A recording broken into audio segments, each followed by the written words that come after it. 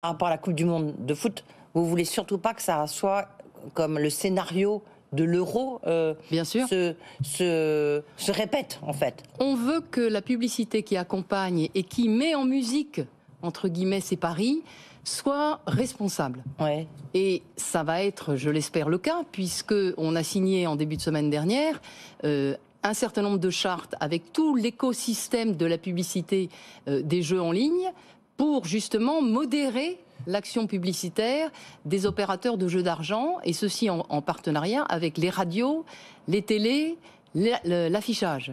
Donc si vous voulez, l'idée c'est que c'est une industrie qui se dit, pour être acceptable, pour être dans le fond, pour avoir une croissance qui est une croissance solide, j'intègre les objectifs du régulateur et je modère mon effort publicitaire. Oui.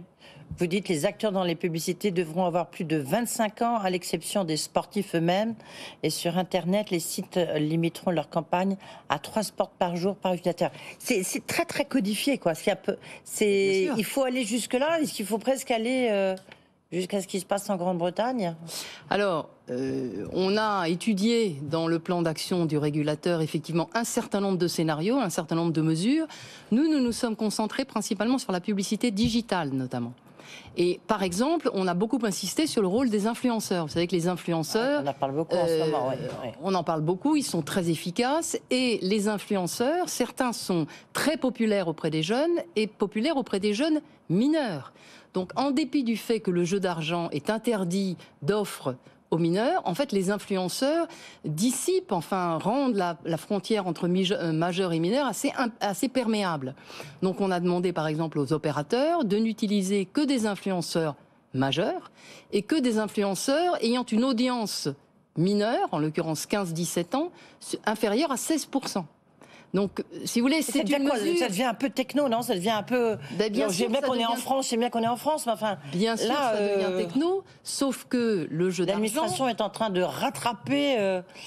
le secteur des jeux d'argent... Non, mais le secteur des jeux d'argent, c'est un secteur quand même très particulier.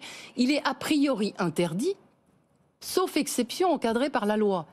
Donc, si vous voulez, la loi fait en sorte que la pratique, entre guillemets, du jeu d'argent reste dans une épure qui est l'épure récréative. Donc ça se traduit effectivement par des contraintes, par des limitations qui sont demandées aux opérateurs de jeux d'argent. Mais il faut aussi savoir ce que l'on veut.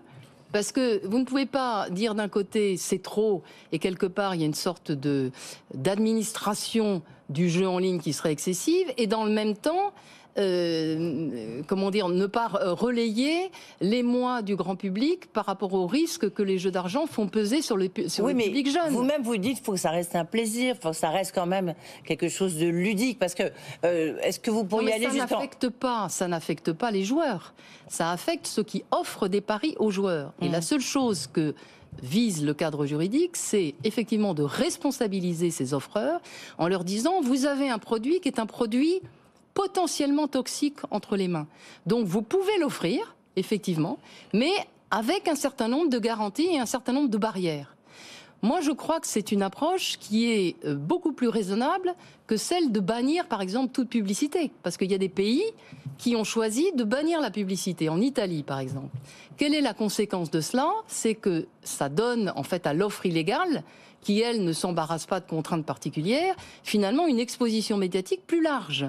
Et on sait que cette offre illégale, elle est particulièrement attractive parce qu'elle offre des cotes supérieures. Forcément. Oui, c'est un peu le danger, si vous voulez.